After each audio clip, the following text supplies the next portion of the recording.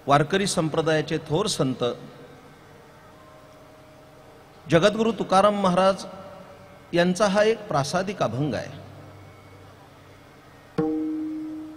अभंग 4 चरणाचा असून भगवंताचं नाम किती श्रेष्ठ आहे याचं वर्णन करणारा आहे। माझ्या प्रिय श्रोत्यांनो, आज आपल्या या कीर्तन महोत्सवाला आरंभ होतो आहे। महोत्सवातलं हे प्रथम सत्रातलं प्रथम कीर्तन।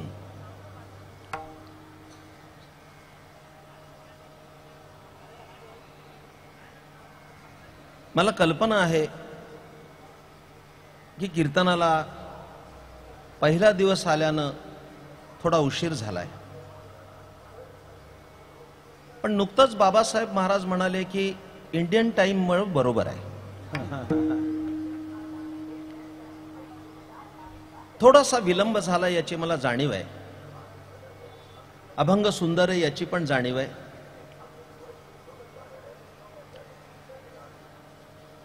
पुढेही बहुत करणे आहे याची जाणीव आहे। त्यामुळे कीर्तन वेळेस सोडायचंय याची जाणीव आहे। या सर्व जाणीवा एकत्र करून थोडं बोलणार आहे पण अतिशय गोड सांगणार आहे, ज्याला इंग्रजी भाषेमध्ये शॉर्ट बट स्वीट असं म्हणतात। थोडं पण अतिशय गोड। आणि खरं सांगायचं झालं तर तुम्हाला बरं वाटावं असं कीर्तन करणार नाही, तुमचं बरं होईल असं कीर्तन करणार आहे। जे या तुमचं कल्याण व्हावं, आत्महित व्हावं अशा स्वरूपाचं संक्षिप्त पण अत्यंत साक्षेपी मांडायचा माझा मानस आहे। माझी अशी भावना आहे की माझ्या समोर बसलेला जो कान आहे तो 2 तपाची श्रवण साधना केलेला कान आहे।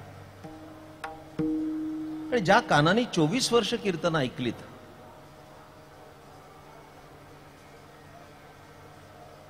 आणि म्हणून मी प्रसन्न आहे। कारण का, श्रोत्याचा कान चांगला असेल तर वक्ता दान चांगलं टाकतो। तो कान प्रगल्भ असला पाहिजे। अहो अर्जुनाची पांती जे परसणे योग्य होती, ज्ञानेश्वर महाराज म्हणतात, अर्जुनाच्या योग्यतेचे श्रोते असतील तर आधीच विवेकाची गोठी वरी प्रतिपादी श्रीकृष्ण जगजेठी आणि भक्तराज किरीटी परिसत असे, असं ज्ञानोबराय बोलतात। आपण सर्वेंद्रियाचं कान करून ऐका। वारकरी संप्रदाय महाराष्ट्रातला प्रमुख भक्ती संप्रदाय, ज्या भक्ती संप्रदायाने गेली 750 वर्ष कीर्तनाच्या माध्यमातून परमार्थाचा लाहो केलाय। वारकरी संप्रदायाची अशी एक परंपरा आहे की पहिल्या दिवशी नावाचं महात्म्य सांगावं, भगवन नामाचं महात्म्य सांगावं। त्यानं अनुलक्षण हा अभंग घेतलाय। अभंग थोडा अवघड आहे, तो म्हणायला अवघड आहे, कळायला त्याच्यापेक्षा अवघड आहे, आणि सांगायला त्याच्यापेक्षाही अवघड आहे। तरी तो मी घेतलाय। या संपूर्ण अभंगाची सारभूत भूमिका एका वाक्यात सांगतो। एवढं वाक्य कळालं की कीर्तन कळायला सोपं आहे। नारदीय कीर्तनात उत्तर रंग पूर्व रंग असे 2 भाग असतात। वारकरी कीर्तनामध्ये त्या अभंगाचं सार आणि संतांची शिकवण सांगितली जाते, असं याचं प्रारूप आहे। या अभंगाची भूमिका सांगतो, एवढी भूमिका लक्षपूर्वक ऐका, मग त्याचा विस्तार करतो। हा अभंग म्हणजे तुकाराम महाराज आणि पांडुरंग परमात्मा या दोघात झालेला संवाद आहे।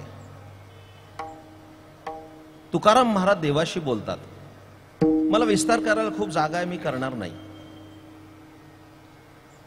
सामान्य माणसं सामान्यशीच बोलतात आणि संसाराचं बोलतात। संत देवाशी बोलतात आणि देवाविषयकच बोलतात, हा फरक आहे। सामान्य माणूस एकमेकाला भेटला की तो 7वा वेतन आयोग मिळाला का असंच म्हणेल, तो दुसरी चर्चा करणार नाही। एखादी बाई मंडळात भेटली की म्हणणार कांदा कसा झालाय आता, असं तो सामान्य बोलतो. संत देवाशी बोलतात, देवाविषयीच बोलतात. हा संवाद आहे तुकाराम महाराज आणि देवाचा. तो नंतर सांगतो आपल्याला, पण याची भूमिका सांगताना एक वाक्य महत्वाचं सांगतो, तेवढं घेऊन जा घरी. वाक्य मोठं आहे, पण मी ते क्रमशः सांगतो, हळूहळू सांगतो. जरा मोठं आहे वाक्य. ज्या ईश्वरी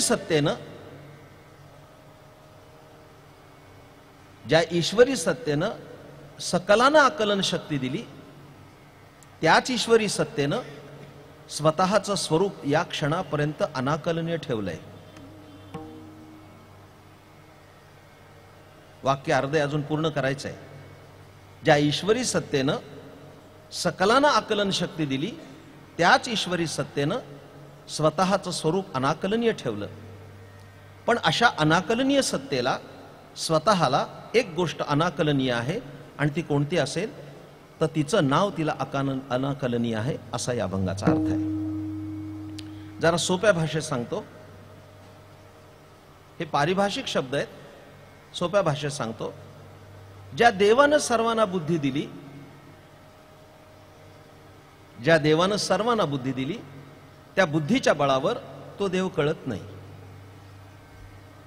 आणि असा जो न कळणारा देव आहे, त्या देवाला एक गोष्ट कळत नाही.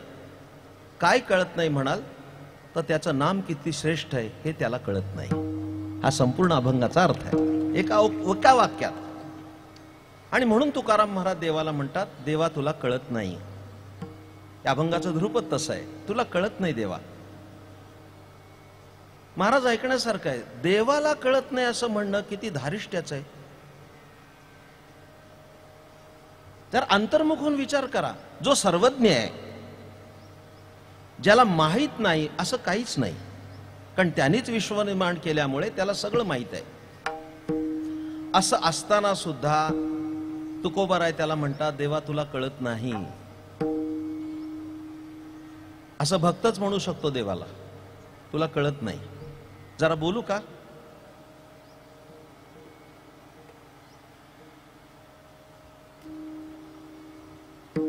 एखाद्याला जर आपण म्हणालो की तुला कळत नाही, तर तो मान्य करत नाही.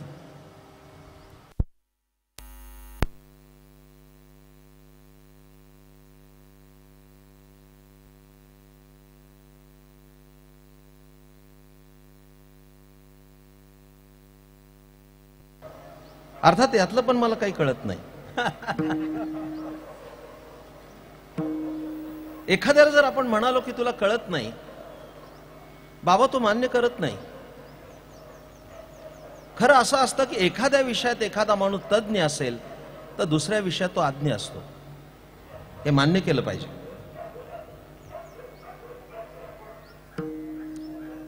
म्हणजे आता निळोबा महाराज पखवाज वाजवतात, ते चांगलं वाजवतात एवढंच माहिती आहे, पण ते काय वाजवतात मला माहित नाही. हे कबूल केलं पाहिजे ना. पण माणूस करत नाही की मला कळत नाही.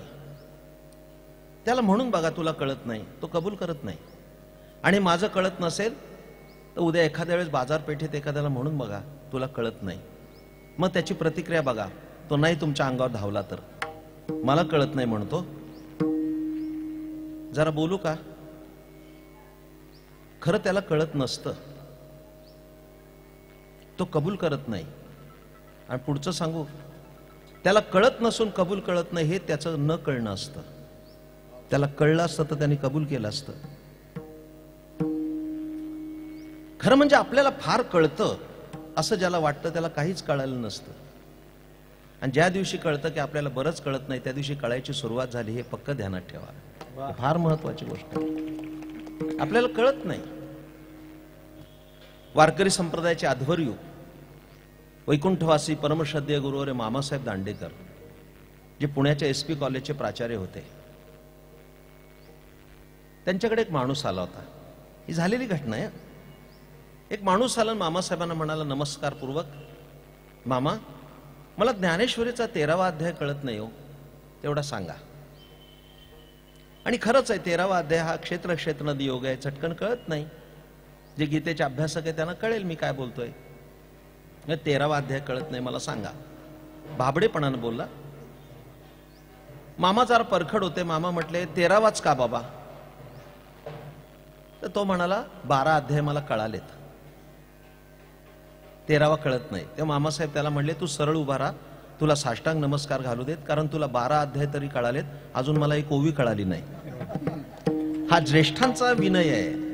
मामानं कळत नव्हतं असं नाही, पण ज्ञानेश्वरीची एक ओवी कळत नाही हा केवढा मोठा विनय आहे.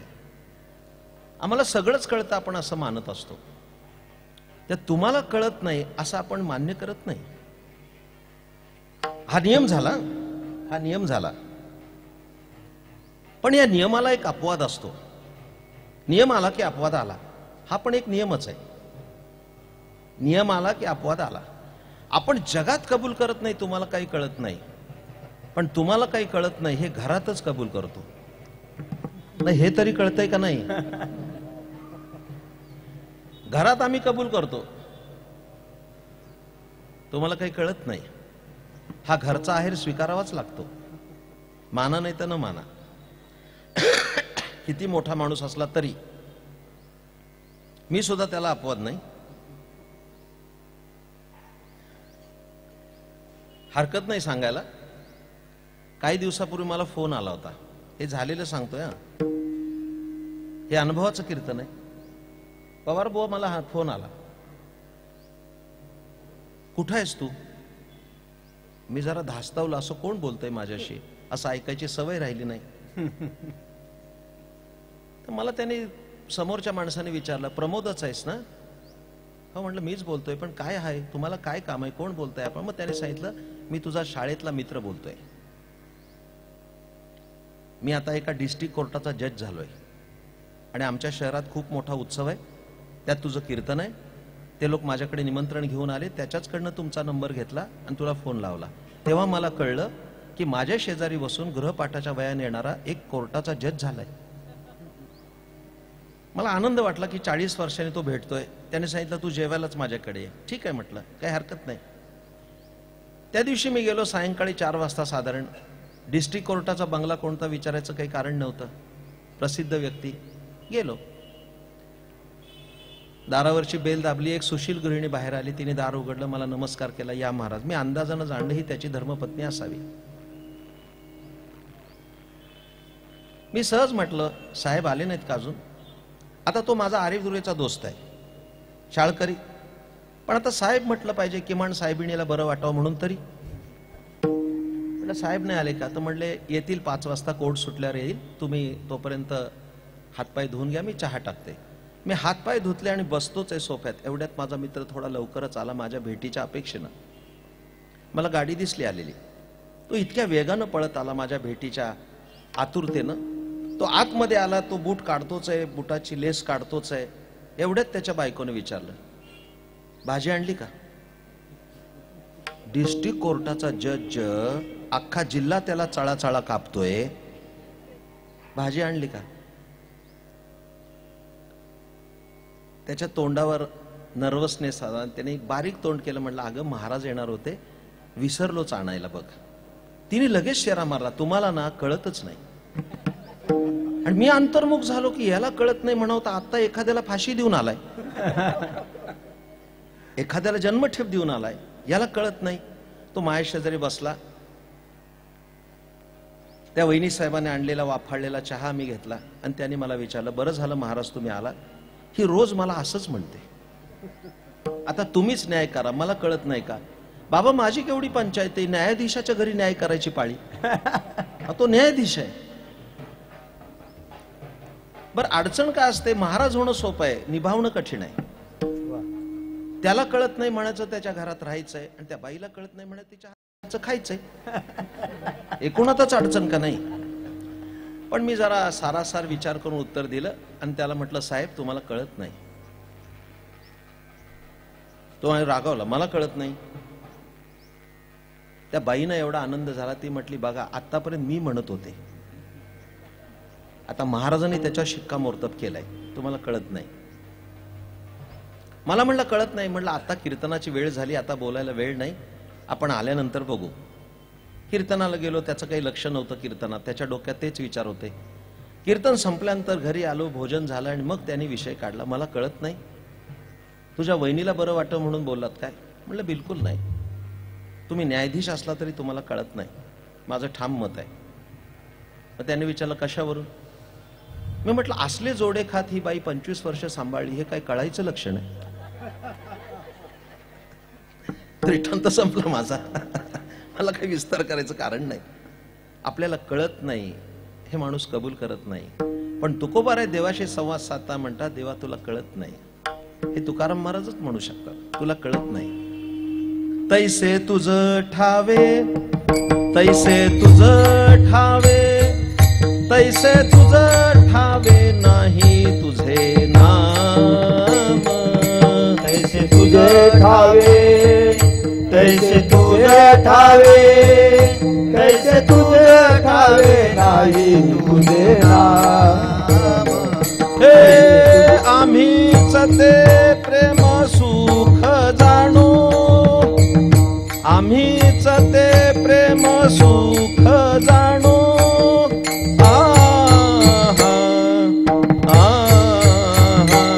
तैसे तुझ ठावे, तैसे तुझ ठावे, तैसे तुझ ठावे नाही तुझे नाम. तैसे तुझ ठावे, तैसे तुझ ठावे, तैसे तुझ ठावे नाही तुझे नाम. हे आम्ही तुझे प्रेम सुख जाणो,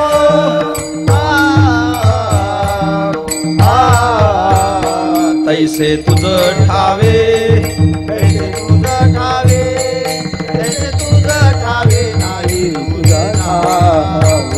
तैसे तुझ ठावे, तैसे तुझ ठावे, तैसे तुझ ठावे नाही तुझे नाम.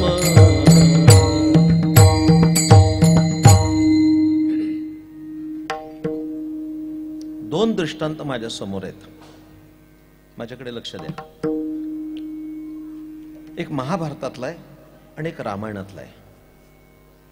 आजही रामायण महाभारत सांगितलं पाहिजे. एका वाक्यात सांगू, माझं ते माझच आणि माझ्या भावाचं ते पण माझच. महाभारत अजूनही डेफिनेशन पुढे गेली. माझं ते माझच आणि सगळ्या गावाचं ते पण माझच. आणि हे माझं नाही, हे माझ्या भावाचं आहे, त्याच्या पादुकांच्या आज्ञेनं राज्य करील, हे रामायण आहे, लक्षात ठेवा. आणि असं रामायण घराघरात यावं म्हणून हे कीर्तन महोत्सव आहेत, हे लक्षात ठेवा. याचं कारण काय? मला एक खूप समाधान वाटलं आणखीन की या वर्षीचा हा कीर्तन महोत्सव आपण रामरायासाठी समर्पित केला. हे एक अभिनंदनाचं कारण आहे तुमच्याकरता. हा सगळा महोत्सव प्रभू रामचंद्रांच्या जन्मभूमीसाठी आपण समर्पित केला, त्याचं संस्मरण म्हणून. महाभारतातली एक गोष्ट आहे. युद्ध संपलं, शरपंजरी पितांबर ओढले होते. द्रौपदी सवर्तमान पांडव भगवान कृष्णासह आले. ही झालेली घटना आहे, फार सुंदर आहे. आल्यानंतर भगवान कृष्णचंद्राने भीष्माला नमस्कार केला. तर पितामह हसले आणि म्हणाले, मला नमस्कार करायचं काय कारण आहे? मी एक मर्त्य जीव आहे, तू सर्व सर्वेश्वर परमात्मा आहे, मला नमस्कार कशाला? तेव्हा भगवान कृष्णाने सांगितलं, हा तुला नमस्कार नाहीये. मग भगवान म्हणाले, मी जन्माला आल्यापासून आज पावेतो युद्धच करत आलो. मी जन्माला आलो 6व्या दिवशी पुतना मावशी आली होती. फक्त मी 6 दिवसाचा होतो, पण 6व्या दिवशी मी पुतनेचा अंत केला आणि मुष्टिक चाणूरादी कंसाला मारलं. पण या सगळ्या युद्ध पर्वा तुझ्यासारखा योद्धा पाहिला नाही. तर युद्ध नैपुण्याला नमस्कार असो. तुला काय पाहिजे असेल तर मागून घे. पितामह भीष्मानी मागणी मागितली की हातात चक्र घेऊन माझ्या अंगावर धावला होतास, ते रूप दाखव, मला डोळे मिटायचे. तसं दर्शन देताना पितामह डोळे मिटत होते. तर युधिष्ठिराने त्याला प्रश्न विचारला, थांबा जरा म्हटले, जाऊ नका, आमचा एक प्रश्न आहे. काय प्रश्न आहे? आम्ही आयुष्यात पाप केलं नाही म्हणून भगवान कृष्ण आमच्याकडे राबतो, पण जे आयुष्यात पाप केलं नाही हे 18 दिवसात केलं, या पापातून मुक्त व्हायचा मार्ग सांगा. तर पितामहाने हसून उत्तर दिलं, तुम्हाला या पापातून मुक्त व्हायचं असेल तर ज्याच्या चरण सान्निध्यात तुम्ही आहात त्या भगवान कृष्णाचं भजन करा, तुम्ही पापमुक्त व्हाल. हे भीष्माने सांगितलं. अर्जुनाला वैषम्य वाटलं, त्याने विचारलं, याच्या नावानं पाप जाईल? यानेच तर ब्रह्म घोटाळा केला.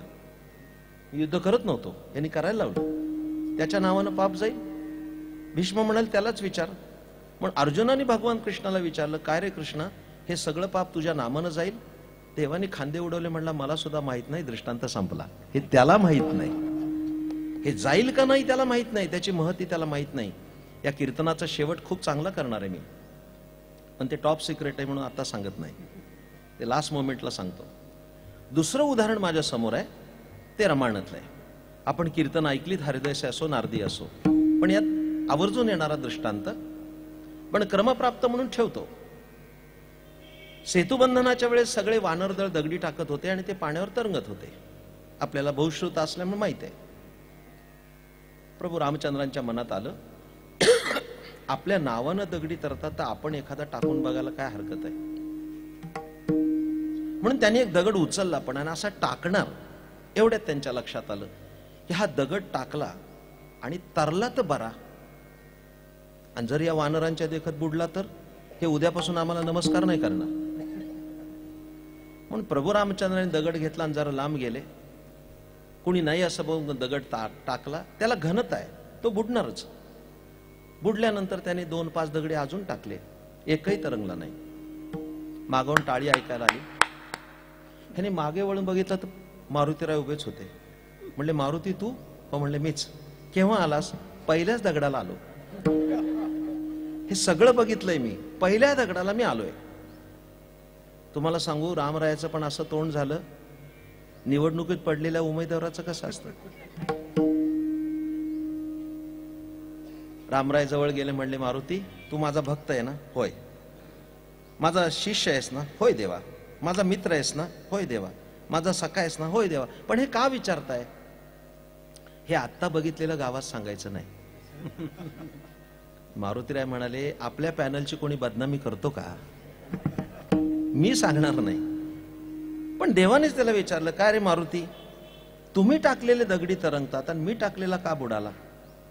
तर मारुतीने हेच उत्तर दिलं, देवा तुला कळत नाही. बहुतेक कीर्तन या वाक्याभोवतीच फिरतंय.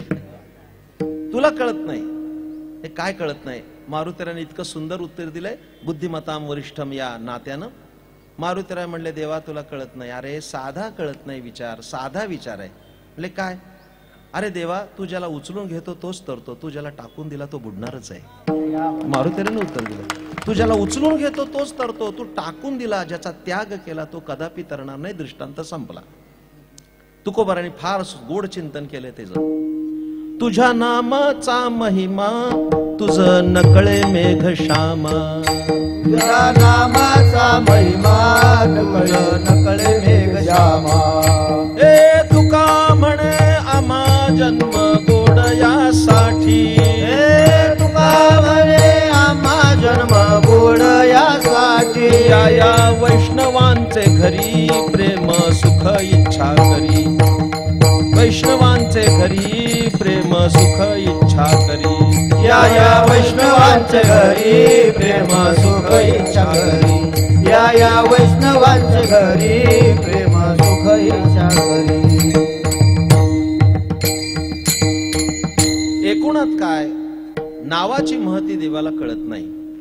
हे सांगण्यासाठी तुकाराम महाराजांनी अभंगात 3 दृष्टांत दिलेत. ते 3 दृष्टांत सांगतो. हे 3 दृष्टांत म्हणजे आजचं कीर्तन आहे. आणि मग सिद्धांत सांगतो. फार सुंदर एका उंचीचे दृष्टांत दिले तुकाराम महाराजांनी. फार म्हणत बसत नाही. प्रवासाचाही शिणवटा आहे आणि 2 दिवस थोडा सर्दीचा प्रादुर्भाव आहे, त्यामुळे माझा अनुनासिकही बिघडला, आवाजावर परिणाम आहे. पहिला दृष्टांत त्यांनी दिला तो, कुमुदिनी काय जाणे तो परिमळ, भ्रमर सकळ भोगीत असे. भारतरत्न लता दीदीने खूप चांगला गायलाय तो, आपण ऐकला असेल. कुमुदिनी काय जाणे तो परिमळ. तुकाराम महाराज देवाला विचारतात, इकडे लक्ष द्या. ते देवाशी संवाद साधताना म्हणतात, देवा बघ त्या फुलामध्ये परिमळ आहे. कुमुदिनी या शब्दाचा अर्थ प्राधान्यानं कमळ असा आहे. कमळाला कुमुदिनी म्हटलंय. त्या परिमळ आहे, त्याच्यात सुगंध आहे, मकरंद आहे, पण फुलाला त्याची किंमत कळत नाही. कळते ना माझं बोलणं? परिमळात नाही,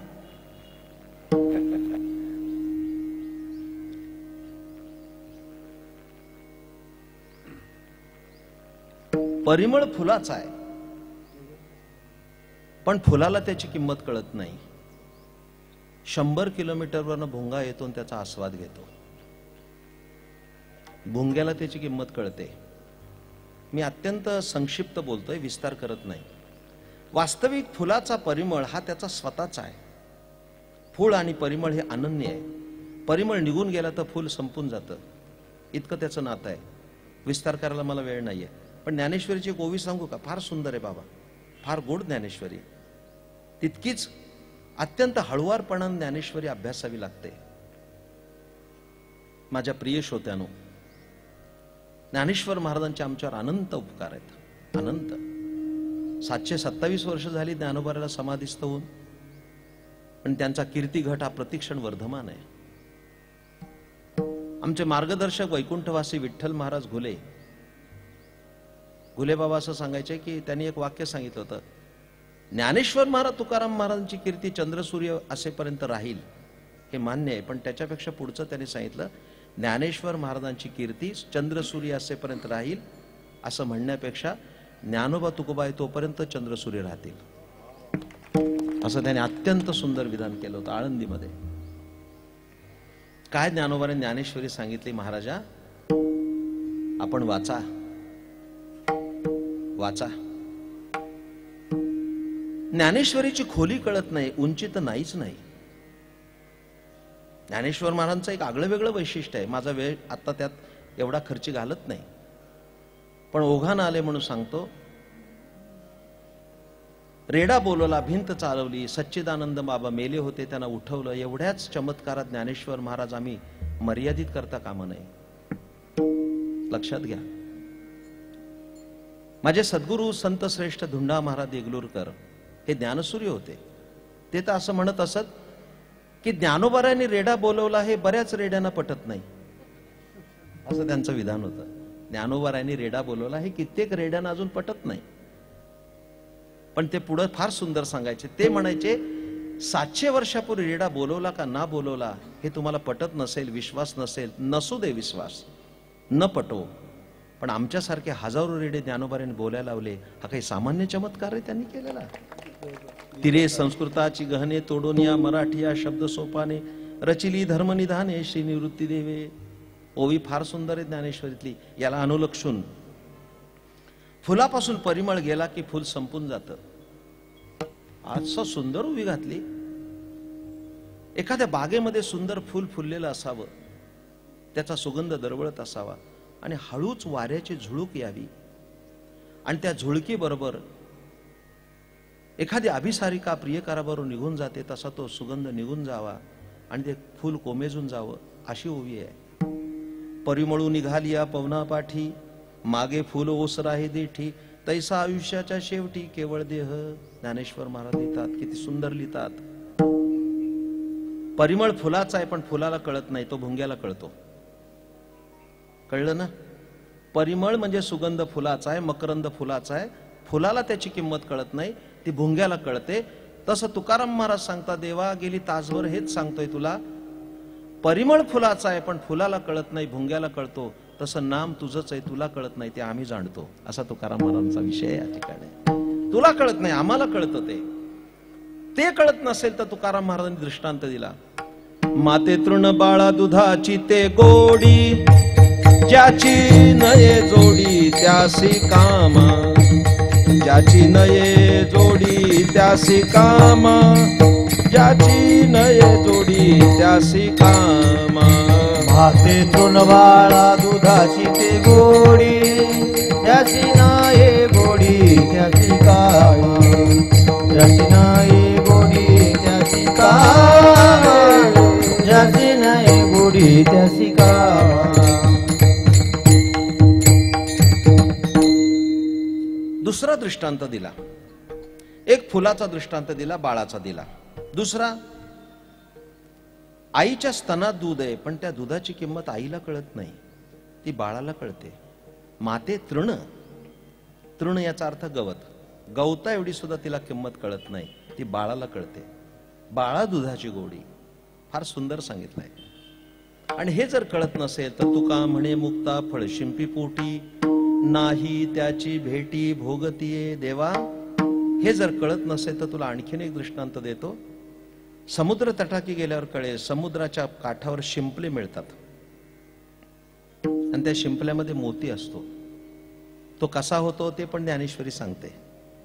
स्वातीचे जे उदक शुक्ती मोती व्याळी वीक. स्वाती नक्षत्राचा पाऊस पडला आणि तो समुद्रात पडला, त्याचा थेंब जर शिंपल्यात गेला त्याचा मोती होतो, आणि सर्पाच्या तोंडात गेला तर त्याचं विष होतं. हे ज्ञानेश्वर महाराजांचं संशोधन आहे, हे लक्षात ठेवा. स्वातीचे जे उदक शुक्ती मोती, शुक्तीमध्ये शिंपल्यात पडला की त्याचा मोती होतो आणि सापाच्या तोंडात पडलं की विष होतं. पण तो जो मोती असतो त्या मोत्याची किंमत काय शिंपल्याला कळत नाही. काही कळतंय? शिंपल्यात जन्माला आला मोती, पण शिंपल्याला त्याची किंमत कळत नाही. ती किंमत रसिकाला कळते, जवाहिऱ्याला कळते. तुकाराम मला देवाला सांगता, देव ऐक, मोती शिंपल्याचाच आहे पण शिंपल्याला किंमत कळत नाही, ती रसिकाला जवाहिराला कळते. तसं नाम तुझंच आहे पण ते तुला कळत नाही, ते आम्ही जाणतो. तैसे तुझ ठावे नाही तुझे नाम, आम्हीच ते प्रेम सुख जाणो. या अभंगाचा भावार्थ झाला. हे मंथन झालं आणि मंथनाच्या अंती लोणी निघत असतं, नवनीत निघत असतं. ते नवनीत उत्तरार्धात मी देणार आहे. वारकरी संप्रदायाच्या परंपरेप्रमाणे मध्यंतरामध्ये भजन असतं, ते भजन आपण सर्वांनी करावं. आणि उत्तरार्धामध्ये या अभंगाचं सारं रसग्रहण मी आपल्या पुढे सादर करणार आहे. सर्वांनी मोठ्या प्रेमानं भजन करा. हातानं टाळी, करे टाळी बोला मुखे नाम. वारकरी कीर्तनाचा गाभा काय असेल तर भजन आहे. तुका म्हणे ते भजन प्रमाण, काय थोरपण जाळावे ते. मोठ्या प्रेमाने भजन करा. विठोबा रखुमाई, जय जय विठोबा रखुमाई, विठोबा रखुमाई, रखुमाई, जय जय विठोबा रखुमाई, विठोबा रखुमाई, जय जय विठोबा रखुमाई, विठोबा रखुमाई, जय जय विठोबा रखुमाई, विठोबा रखुमाई, जय जय विठोबा रखुमाई, जय विठोबा रखुमाई, विठोबा रखुमाई, विठोबा रखुमाई, विठोबा रखुमाई, जय विठोबा रखुमाई, विठोबा रखुमाई, विठोबा रखुमाई. बोला पुंडलिक वरदा हरी विठ्ठल, श्री ज्ञानदेव तुकाराम, प्रभु रामचंद्र भगवान की जय, महारुद्र हनुमान की जय. विठोबा रखुमाई, जय जय विठोबा रखुमाई, जय जय विठोबा रखुमाई, जय जय विठोबा रखुमाई. विठोबा रखुमाई.